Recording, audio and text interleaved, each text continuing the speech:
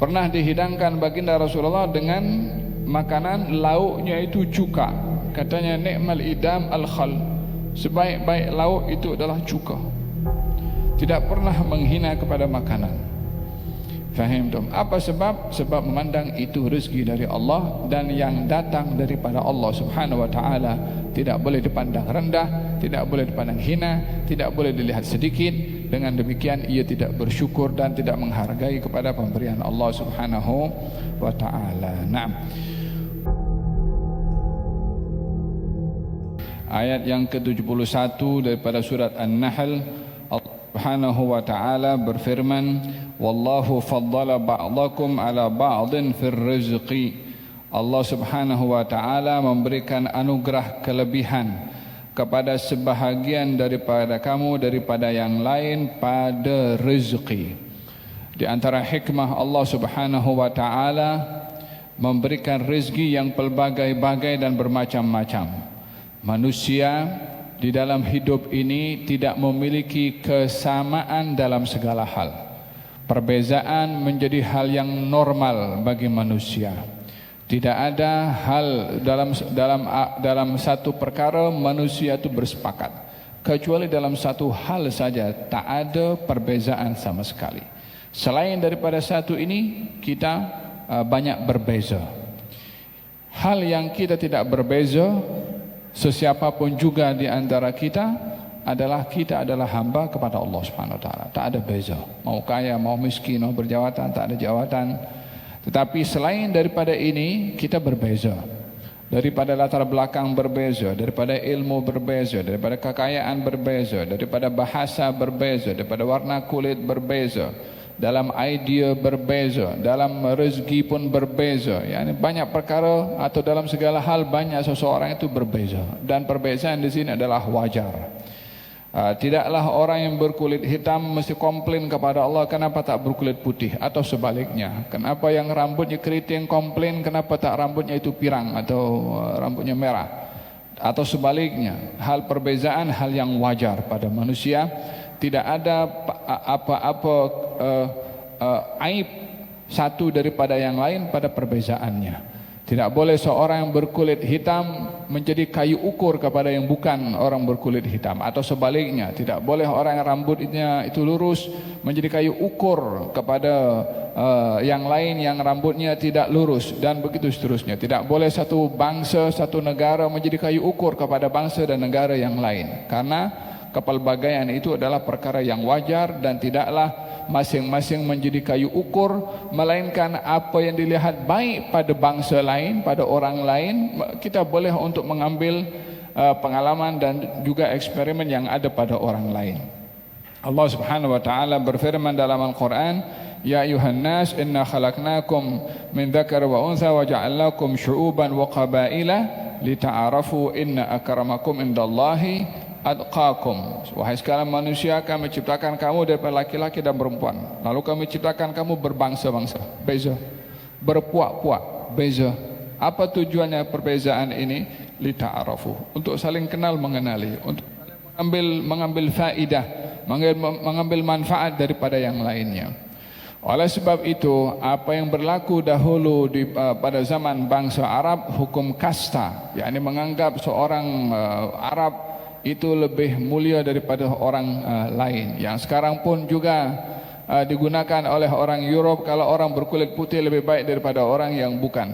Oleh sebab itu hukum kasta ini masih ada di zaman kita sekarang. Bila berpegang kepada satu konsep karena kebangsaan atau karena perkauman atau karena keturunan menjadi kayu ukur kemuliaannya berbandingkan kepada orang yang tidak sama dengannya. La farqa li arabiyyin wala li ajamiyyin illa bit taqwa.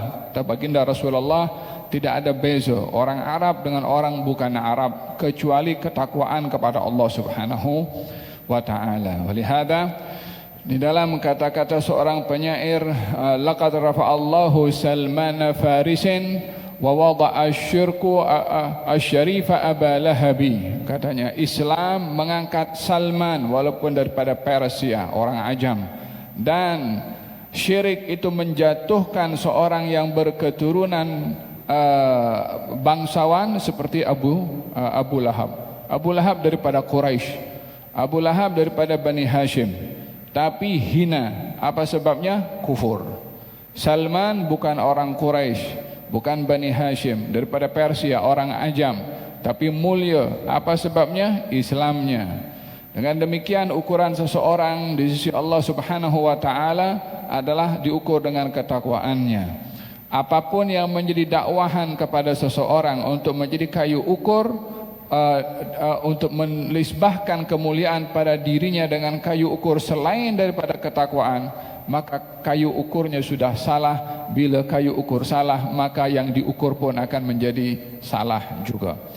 Dalam hal ini Allah Subhanahu wa taala menceritakan bahawa Allah Subhanahu wa taala mengagihkan rezeki yang pelbagai, sehingga seseorang tidak boleh menuntut kepada Allah, kenapa tidak disamakan rezeki saya dengan rezeki orang lain. Sehingga diberi penjelasan bahwasanya kenapa rezeki itu pelbagai. Disebabkan orang yang diberi rezeki itu memerlukan kepada orang lain yang punya rezeki beza dengan rezeki orang tersebut. Contohnya, seorang arkitek ingin membangun bangunan. Tentunya tidak mungkin arkitek itu menggambar bangunan, dia juga yang buat semen, pasir dan batu, dia juga yang pasang semen dan batu, dan dia yang ahli dalam elektrik, yang buat lantai. Arkitek menggambar, tapi pekerja yang lain yang sebagai pekerja bangunan, orang lain yang electrical, orang lain. Jadi yang satu pakar dalam merancang, yang satu pakar dalam membangun, yang satu pakar dalam membuat elektrik. Jadi kepakaran yang ada pada masing-masing itu rezeki yang Allah bahagikan satu dengan yang lain, dan saling memerlukan. Barulah akan terbentuk ini bangunan dengan rezeki yang pelbagai tadi. Dengan demikian kepelbagaian yang ada pada rezeki adalah saling memerlukan. Kalau semua orang itu jadi dokter, siapa yang akan jadi yang jadi arkitek atau yang akan ahli dalam cuaca ataupun pertanian? Kalau semuanya semuanya arkitek, siapa yang nak berubat di hospital?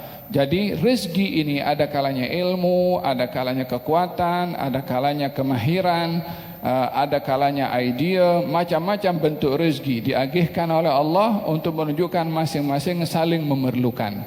Kalau semua orang kaya, siapa yang nak beri sedekah kepada orang miskin? Kalau semua miskin, siapa yang akan memberikan duit kalau tak ada orang kaya? Jadi yang satu diberi kelebihan oleh Allah Subhanahu wa taala supaya dilengkapi dengan yang lain. Itulah sebab kenapa rezeki itu pelbagai-bagai dan berbeza-beza. Hikmahnya adalah satu dengan yang lain saling memerlukan. Ini pada zahir perbedaan rezeki, tapi tetap pada kemuliaannya adalah bukan karena rezeki tersebut, melainkan kepada sikap seorang ketika diberikan rezeki oleh Allah Subhanahu wa taala. Faman ladzi fuddilu, dalam rezeki ini tidaklah orang itu memahami rezeki ini hanya duit. Tidaklah hanya rezeki itu dibatasi dengan kekayaan. Tidaklah rezeki ini bersifat kebendaan. Tapi istri yang salehah, suami yang saleh rezeki. Anak yang saleh, anak yang salehah rezeki. Teman yang baik rezeki, jiran yang baik rezeki, sehat walafiat rezeki, makan dan minum rezeki, kehendak, firasat, keinginan untuk berbuat kebaikan rezeki.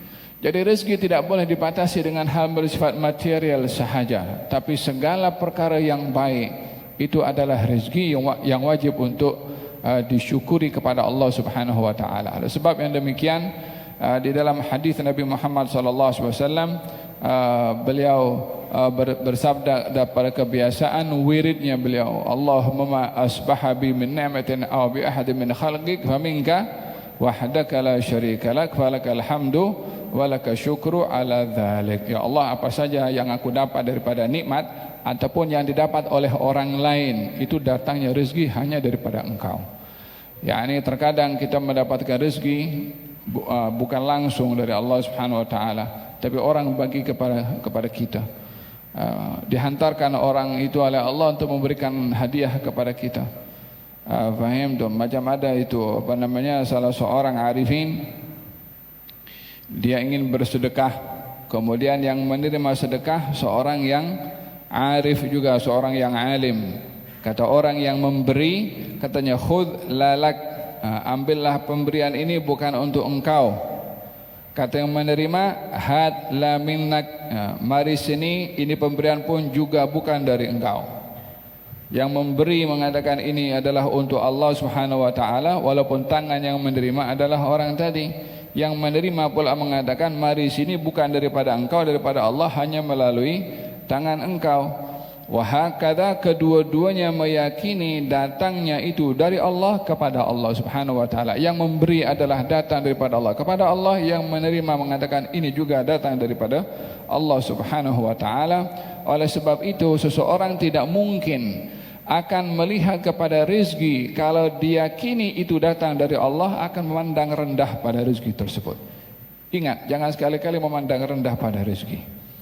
Walihada kenapa orang tidak boleh menolak rezeki walaupun tidak sedap berupa makanan. Tidak boleh kita merendahkan atau mengolok-olok ataupun meremehkan. Kita dihidangkan makanan, kalau tak sedap makanan itu jangan diolok-olok, karena itu rezeki juga dari Allah Subhanahu wa taala. Anda tidak mau, mungkin orang lain mau. Orang lain tidak mau, mungkin binatang mau. Idzan walihada kata baginda Rasulullah sallallahu alaihi wasallam, kalau datang ke rumah beliau kemudian dihidangkan makanan, kalau Nabi suka Nabi makan. Kalau Nabi tak suka Nabi tak makan. Pernah dihidangkan baginda Rasulullah dengan makanan lauknya itu cuka. Katanya ni'mal idam al-khal, sebaik-baik lauk itu adalah cuka. Tidak pernah menghina kepada makanan. Faham tak? Apa sebab? Sebab memandang itu rezeki dari Allah dan yang datang daripada Allah Subhanahu wa taala tidak boleh dipandang rendah, tidak boleh dipandang hina, tidak boleh dilihat sedikit. Dengan demikian ia tidak bersyukur dan tidak menghargai kepada pemberian Allah Subhanahu wa taala. Naam. Wa faman ladzi fudilu biraddi rizqihim ala ma malakat aymanuhum fahum fihi sawa. Ayat ini menegur kepada golongan orang-orang musyrikin yang mana mereka bila memiliki kekayaan atau memiliki rezeki, mereka tidak mahu disamaratakan dengan hamba-hamba sahaya yang tak punya apa-apa. Kata majikan, saya punya duit, mana boleh saya sama dengan hamba-hamba sahaya yang tak punya apa-apa. Hamba sahaya ini apa yang dimilikinya adalah milik kepada tuannya. Hamba sahaya ini tidak memiliki hatta dirinya sendiri. Bagaimana saya sebagai majikan boleh disamakan dengan hamba sahaya? Kata majikan, orang-orang Quraisy yang kafir menilai kepada hamba-hamba sahaya mereka. Allah Subhanahu wa taala menegur, kalau kamu wahai majikan, wahai orang-orang yang kafir, tidak mahu disamakan kedudukan kamu dengan hamba-hamba sahaya kamu, dengan menganggap kamu merdeka dan mereka adalah hamba sahaya, lalu kenapa kamu menyamakan Tuhan Allah Subhanahu wa taala dengan makhluk-makhluk, dengan berhala-berhala yang kamu sekutukan dengan Allah Subhanahu wa taala daripada berhala-berhala itu, seakan-akan berhala itu sama rata dengan Allah Subhanahu wa taala. Kamu saja tak mahu disamakan dengan hamba sahaya, bagaimana Tuhan disamakan oleh kamu dengan makhluknya? Soalan itu adalah kena kepada diri mereka sendiri. Mereka melihat orang yang sebagai pemilik kepada hamba sahaya dan tak mahu sama rata dengan hamba sahaya. Tapi mereka menisbahkan kepada Allah Subhanahu wa taala daripada berhala dinisbahkan sebagai Tuhan bersama dengan Allah Subhanahu wa taala. Mengatakan malaikat anak perempuannya Allah Subhanahu wa taala. Falhasil apa yang mereka tuduhkan kepada Allah, kalau kena kepada mereka, mereka tak nak. Kalau mereka tak nak, Tuhan lagi lebih berkuasa dan lebih suci daripada apa yang ada pada manusia. kamu wahai manusia yang mendakwa memiliki harta, yang bagi harta kepada kamu adalah bukan kamu secara independen, tetapi Allah Subhanahu wa taala yang menciptakan harta tersebut. Orang punya emas, siapa yang cipta emas? Orang punya perak, siapa yang cipta perak? Tak ada manusia buat perak. Yang ada adalah disimpan atau dicipta oleh Allah Subhanahu wa taala daripada kekayaan bumi ini untuk dimanfaatkan oleh manusia.